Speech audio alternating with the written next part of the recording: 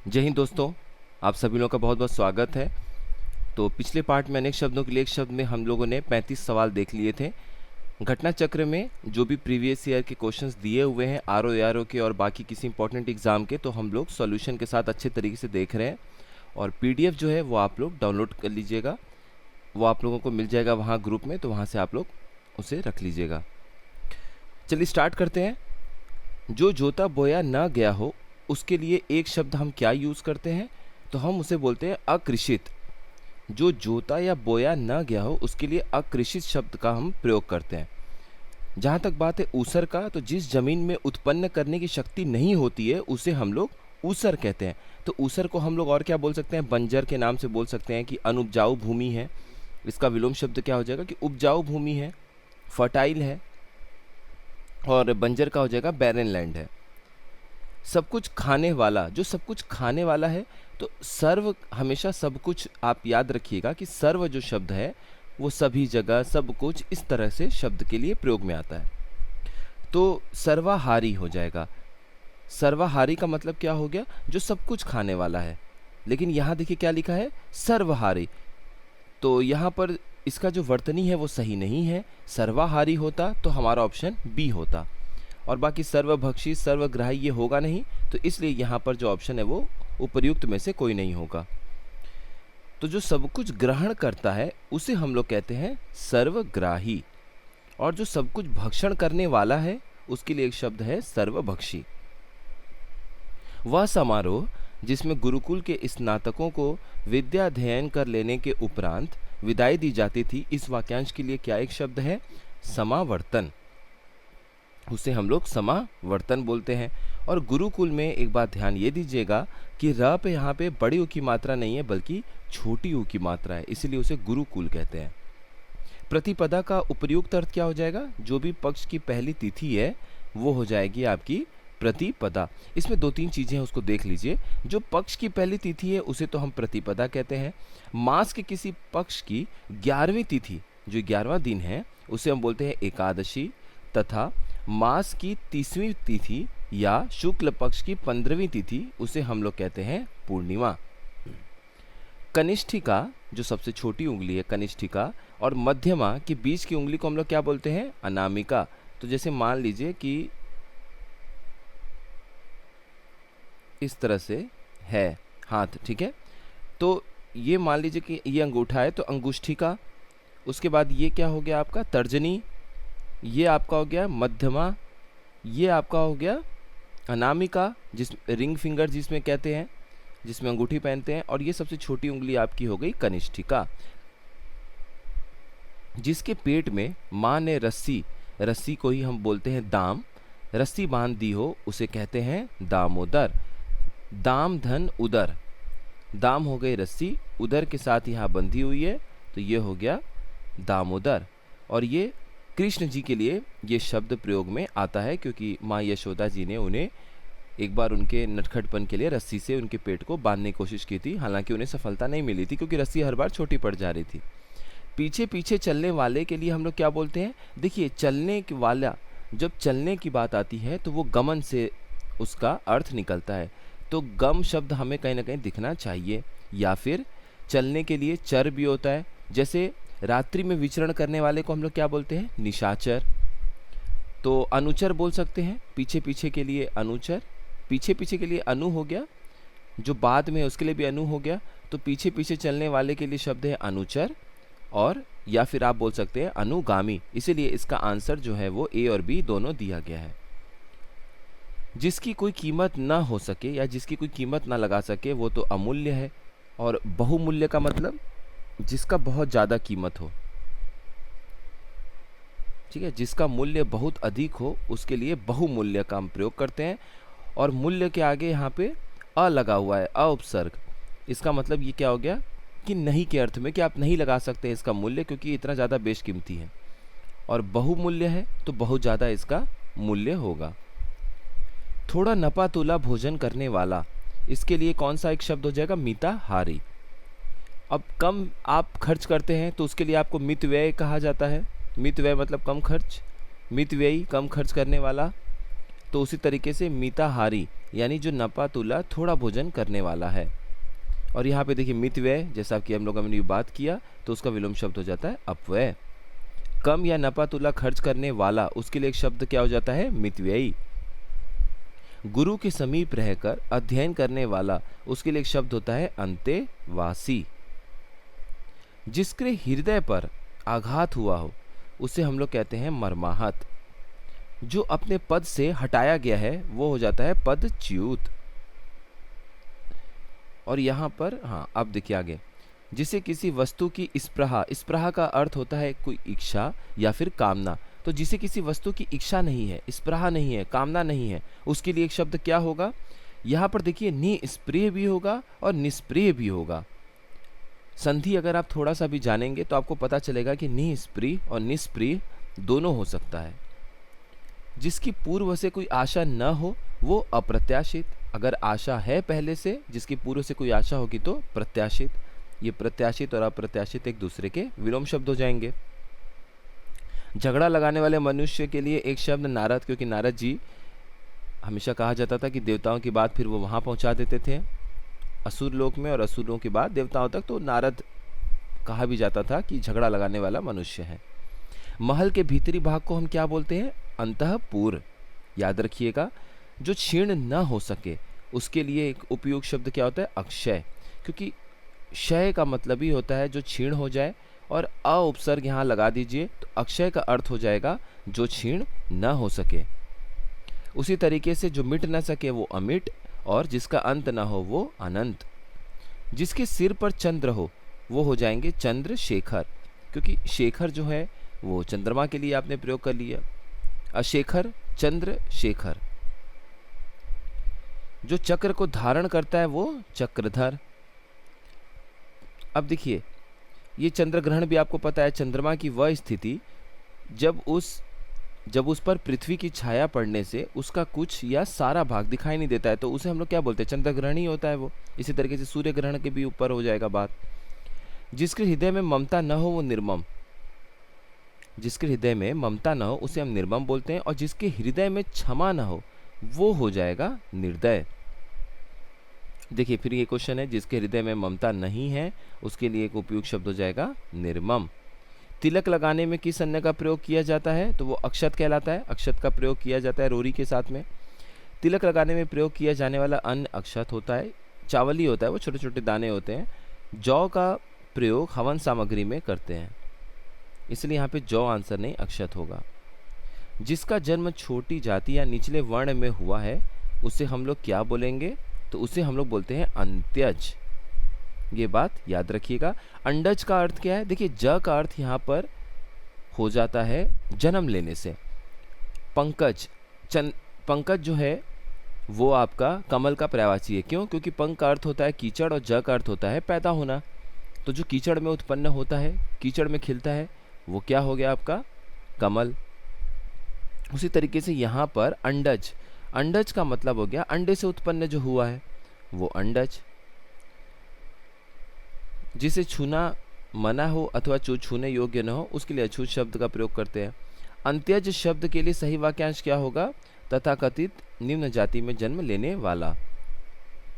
जिसका उपचार न हो सके, देखिए जब भी आपके पास न के अर्थ में कि हो ही नहीं सकता, असंभव, असंभव जैसा अगर कुछ शब्द प्रतीत हो रहा है तो हमेशा अ उपसर्ग के साथ जाइएगा। शब्द के पहले अगर अ लगा हुआ है तो इसका मतलब यह है कि वो असंभव है, नहीं हो सकता है, इस अर्थ में आपको समझना है। तो साध्य का अर्थ हो जाएगा किसी चीज को ठीक करना, किसी चीज को दूर करना, मतलब उपचार करना। अब जिसका उपचार नहीं हो पाएगा उसे आप बोलेंगे असाध्य। और अगर जिसकी सहायता कठिनाई से किया जा सके, जिसका उपचार कठिनाई से किया जा सके, उसके लिए कहेंगे आप दुसाध्य। दु यहाँ पर जो उपसर्ग है वो आ जाएगा। जिसका उपचार श्रम से हो सके वो श्रम साध्य, जबकि साधना से जो रहित है, जिसके पास साधना नहीं है, उस साधना की कमी है, वो हो जाएगा साधनाहीन। वीर पुत्र को जन्म देने वाली स्त्री को हम क्या बोलते हैं, वीर प्रसू। और वीर स्त्री को हम क्या बोलते हैं, वीरांगना। पुत्र, अच्छा, पुत्र को जन्म देने वाली के लिए एक शब्द पुत्रवती। और वीर बहुरी किसके लिए एक शब्द होता है, वीर बहू के लिए, तो वीर बहू का अर्थ हो जाएगा वीर बहुरी। एक बात याद रखिए, अच्छा यहाँ पे चलिए, ये वीरहणी और वीरहिणी है दो शब्द, तो वीरहणी नहीं होता है, वीरहिणी होता है। जब हम लोग शुद्ध शुद्ध शब्द पढ़ेंगे वर्तनी, तो वहाँ पर आप लोगों को ये चीज़ देखने को मिलेगा। शक्तिशाली, दयालु, शांत, धीर और योद्धा नायक के लिए एक शब्द क्या हो जाता है? धीरोदात्त। ये इंपॉर्टेंट है, इस क्वेश्चन को ध्यान दीजिएगा। शक्तिशाली, दयालु, शांत, धीर और योद्धा नायक के लिए एक शब्द हो जाएगा धीरोदात्त। लेकिन इसमें और भी शब्द हैं, वो भी आपको पढ़ना है। धीरोदत्त का अर्थ क्या हो जाएगा? शूरवीर है किंतु अभिमानी नायक है। और शूरवीर किंतु ललित कलाओं का प्रेमी नायक, उसके लिए धीर ललित शब्द का हम प्रयोग करते हैं। वह नायिका जो अपने पति के परदेश में होने के कारण दुखी हो, उसे हम लोग कहते हैं प्रोषित पतिका। जिस स्त्री का पति विदेश चला गया हो, उसे हम बोलते हैं प्रोषित पतिका। और विरह, विरह का अर्थ होता है दुख में, दुख होता है, तो विरह में जलने वाली स्त्री के लिए हम बोलते हैं विरह विदग्धा, विरह विदग्धा। ये बात याद रखिएगा। और वह नायिका जो अपने पति के परदेश में होने के कारण दुखी है, उसके लिए हम लोग वियोगिनी या वीरहिणी बोलते हैं। तो वीरहणी नहीं, वीरहिणी बोलते हैं, याद रखिएगा। खाद्य सामग्री जो यात्रा के समय रास्ते में उपभोग के लिए दी जाती है, उसे हम लोग पाथेय कहते हैं। और स्वल्पाहार, नाम से ही लग रहा है, स्वयं के लिए वह आहार जो थोड़ा या कम हो, उसे हम लोग बोलते हैं स्वल्पाहार। ये बात याद रखिएगा। आधी रात का समय क्या कहलाता है? निशीथ। बाकी देखिए, रात के तो चारों पर्यायवाची हैं, निशीथ भी आप पर्यायवाची शब्द में पढ़ेंगे कि रात्र के लिए, रात के लिए, रात्रि के लिए हम लोग प्रयोग में लाते हैं। लेकिन उसका जो और एग्जैक्ट मीनिंग है वो है आधी रात का जो समय होता है, उसे हम लोग निशीथ कहते हैं। बाकी शर्वरी, निशा, विभावरी, ये सब कोई, रैन, रात्रि, ये सब रात की ही पर्यायवाची शब्द हैं। जिसके पास कुछ भी ना हो, जिसके पास कुछ भी ना हो, उसे हम लोग बोलते हैं अकिंचन। जिसके पास कुछ भी ना हो, उसके लिए एक शब्द है अकिंचन। किंचित का अर्थ होता है कुछ अथवा थोड़ा, ये बात याद रखिएगा। जबकि आकुंचन का अर्थ होता है सिमटना। अलभ्य किसे बोलते हैं? जिसे प्राप्त न किया जा सके, वो अलभ्य। जिसके पास कुछ न हो, वो अकिंचन। देखिए यहाँ बार बार ये शब्द रिपीट हुआ है। जिसे बुलाया न गया हो, वो अनाहुत। इसका विलोम क्या हो जाएगा? आहूत। जिसे बुलाया गया है, आहूत का अनाहुत आप पढ़ते हैं। मोक्ष की इच्छा रखने वाला, उसे हम लोग बोलते हैं मुमुक्षु। इसीलिए जैसे वाराणसी में भी मुमुक्षु भवन है, इस तरह के कहीं भी आप देखेंगे अगर मुमुक्षु भवन लिखा हुआ है, तो इसका मतलब वहाँ पर वो लोग अब आ रहे हैं, अपने जीवन के आखिरी पड़ाव में होंगे और उन्हें मोक्ष की अभिलाषा है, तो इसलिए हम ये शब्द का प्रयोग करते हैं मुमुक्षु। काम से मुक्ति वाले व्यक्ति को क्या बोलते हैं? मुक्त, मुक्ति कामी। जो काम से मुक्त है, काम का अर्थ यहाँ पर क्या है? मोह माया, काम। काम से मुक्ति वाले व्यक्ति को कहते हैं मुक्ति कामी। मोक्ष की कामना करने वाला व्यक्ति मुमुक्षु, अभी हमने ऊपर देख लिया। रंगमंच के पर्दे के पीछे का स्थान क्या कहलाता है? नेपथ्य। हवन में जलाने वाली लकड़ी को हम क्या बोलते हैं? समीधा। दिशाएं जिनका वस्त्र हो, देखिए इसके मतलब होता है सीधे सीधे दिगंबर का। दिगंबर शब्द दो शब्द से मिलकर बना है, दिक, धन, अंबर। अंबर का अर्थ यहाँ पर वस्त्र है और दिक यहाँ पर दिशाएं हैं। तो दिशाएं जिनका वस्त्र हैं, उन्हें किसी कृत्रिम वस्त्र की आवश्यकता नहीं है, आर्टिफिशियल क्लोथ्स की आवश्यकता नहीं है। उन्होंने दिशाओं को ही अपना वस्त्र मान लिया है, इसीलिए ये दिगंबर कहलाते हैं। तो बहुत सारे दिगंबर जो जैन मुनि हैं, आप उन्हें नग्न अवस्था में भी देखते हैं, वो इसलिए देखते हैं क्योंकि उन्होंने अपने वस्त्र जो है वो दिशाओं को ही मान लिया है। विश्वंभर जो यहाँ पर शब्द है, विश्वंभर, ये भगवान विष्णु का पर्यायवाची शब्द है। पैगंबर जो है वो दूत को कहते हैं। और दिक्पाल का अर्थ क्या होता है? दिक्पाल, तो यानी दिशा का स्वामी होना। जिसका जन्म कन्या के गर्भ से हुआ है, उसे हम लोग क्या बोलते हैं? कानीन। वन में लगने वाली आग को क्या बोलते हैं? दावाग्नि। ये बात याद रखनिएगा। समुद्र में लगने वाली आग के लिए एक शब्द है बड़वाग्नि। विरह की आग के लिए एक शब्द है विराग्नि। पेट की आग के लिए जठराग्नि। इसलिए पिछले वीडियो को भी जरूर देख लीजिएगा, उसमें बहुत सारी चीज़ों को हम लोगों ने देखा है। पेट की अग्नि के लिए एक शब्द क्या है? जठराग्नि। और बड़वाग्नि क्या है? समुद्र में लगी हुई आग। जो युद्ध में स्थिर है वो है युधिष्ठिर। जो हमेशा रहने वाला है उसको क्या बोलते हैं हम लोग? शाश्वत। इसका विलोम क्या हो जाएगा? क्षणिक। अनवरत जो है वो लगातार शब्द के लिए हम लोग प्रयोग में लाते हैं। और शाश्वत जो हमेशा से चला आ रहा हो, और क्षणिक जो क्षण भर के लिए हो, और जो क्षण में खत्म हो जाए उसके लिए हम लोग अनेक शब्दों के लिए एक शब्द में क्या पढ़ते हैं? क्षणभंगुर। अब देखिए यहाँ पर, जिसे कोई रोक न सके वो अप्रतिहत। अप्रतिहत जो शब्द है वो इसमें प्रयोग में आता है कि जिसे कोई रोक न सके। जिस पुरुष की पत्नी साथ नहीं है वो विपत्निक, और अगर साथ होंगी तो सपत्निक। तो स का जो यहाँ पर उपसर्ग का प्रयोग है वो होता है साथ के लिए। सपत्निक यानी कि जिसकी पत्नी साथ है। जिसकी पत्नी नहीं है साथ, वो वी उपसर्ग लग के अलग होने की अर्थ में प्रयोग में आएगा, तो विपत्निक हो जाएगा। विधुर किसे कहते हैं? जिसकी पत्नी मर गई हो। किसी के वियोग में दुखी व्यक्ति को बोलते हैं वियोगी। जिसकी पत्नी न हो उसे अपत्निक।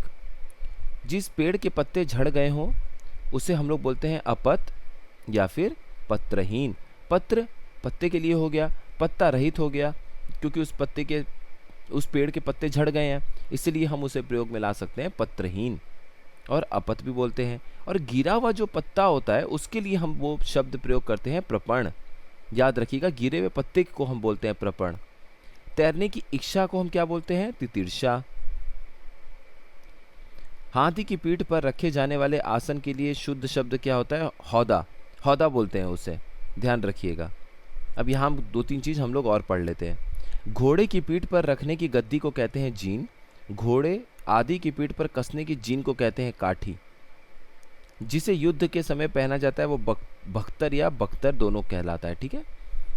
जो प्रमाण से सिद्ध न हो सके वो अप्रमेय। पिछले वीडियो में भी हम लोगों ने देखा था। जो मापा ना जा सके वो अपरिमेय या फिर अपरिमित, दोनों शब्द होगा। अपरिमित या अपरिमेय दोनों का अर्थ होता है जो मापा न जा सके। जिसे प्रमाण द्वारा सिद्ध न किया जा सके वो अप्रमेय। उपनिवेश से संबंध हो जिसका वो औपनिवेशिक। उपन्यास से संबंध हो जिसका वो औपन्यासिक। उपनिवेश से संबंध हो जिसका उसके लिए औपनिवेशिक शब्द का प्रयोग हो गया। जिसका संबंध उपन्यास से हो वो औपन्यासिक कहलाता है। इनमें से एक के लिए प्रयोज्य शब्द है असूर्य पश्या। देखिए पिछले वीडियो में भी हम लोगों ने देखा था। तो जो स्त्री सूर्य को भी ना देख पाए, क्यों नहीं देख पा रही है? क्योंकि वो रण निवास में, जो रानी का निवास है उसमें बहुत कड़े पर्दे में रहती है। तो इतने कड़े पर्दे में रहती है कि वो स्त्री देख ही नहीं पा रही है सूर्य को। तो इसलिए असूर्य पश्या या असूर्यम पश्या दोनों कहते हैं। रण निवास में कड़े पर्दे में रहने वाली स्त्री के लिए प्रयोग किया जाता है ये शब्द। जो स्त्री सूर्य भी ना देख सके, देखिए अभी हमने ऊपर देखा असूर्य पश्या, या फिर पिछले वीडियो में हमने देखा था असूर्यम पश्या भी बोलते हैं। जो सूर्य न देखे ऐसी स्थिति को क्या बोलते हैं? सूर्य पश्या, असूर्य पश्या। दूसरे के गुण में दोष निकालना ये कहलाता है असूया। असूया का अर्थ होता है कि दूसरे के गुण में भी दोष निकाला जा रहा है। उत्तराधिकार में प्राप्त संपत्ति के लिए क्या शब्द कहलाता है? रिक्त। आपको उत्तराधिकारी के रूप में जो संपत्ति प्राप्त हुई है उसे रिक्त कहते हैं। याद रखिएगा इस बात को। जो वस्तु दूसरे के यहाँ रखी गई हो उसे हम धरोहर कहते हैं। किसी के मरने के पूर्व उसी के द्वारा किसी को अपनी संपत्ति का वारिस घोषित करना, उत्तराधिकारी घोषित करना, वो कहलाता है वसीयत। किसी के पास रखी हुई दूसरे की वस्तु धरोहर कहलाती है। गिरा हुआ पत्ता, गिरा हुआ के लिए एक शब्द क्या हो जाता है? पतित। गिरा हुआ जो जमीन पर गिरा या लुढ़का हुआ हो उसे हम कहते हैं लुंठित। अच्छा यहाँ देखिए, निम्नलिखित वाक्य खंडों में से एक के लिए प्रयुक्त होने वाला शब्द है स्वयंसेवक। स्वयंसेवक क्या होता है? जो अपनी इच्छा से दूसरों की सेवा करता हो। उसको आपने फोर्स नहीं किया है, उसे आपने बाध्य नहीं किया है दूसरों की मदद करने के लिए।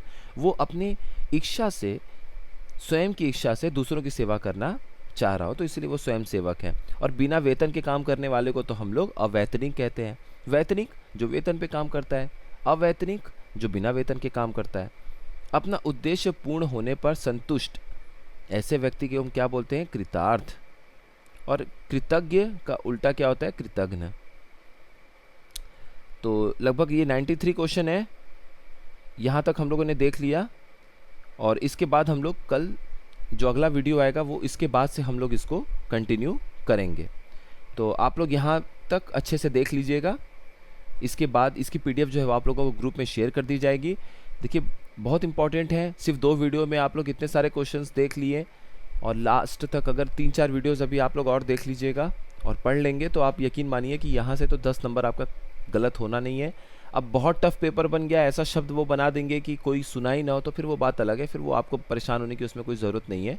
वो कंपटीशन में कोई मेरिट वगैरह नहीं बनाता है। जब बिल्कुल भी नहीं आएगा, हर चीज़ की देखिए एक लिमिट होती है, अगर उस लिमिट को क्रॉस करने की कोशिश किया जाएगा पेपर में तो जाहिर सी बात है कि वो क्वेश्चन छोड़ने वाले ही जैसी बात हो जाती है। आप उससे बचिए, वो निगेटिव मार्किंग के लिए किया जाता है ताकि उसमें फंस के लोग गलती कर दें। तो ऐसी चीज़ों से बचना है आपको। और ये विलोम अनेक शब्दों के लिए एक शब्द देख लीजिएगा। इसके बाद फिर हम लोग आगे दूसरे शब्दों के साथ शुरू करेंगे। आप सभी लोगों का बहुत बहुत धन्यवाद।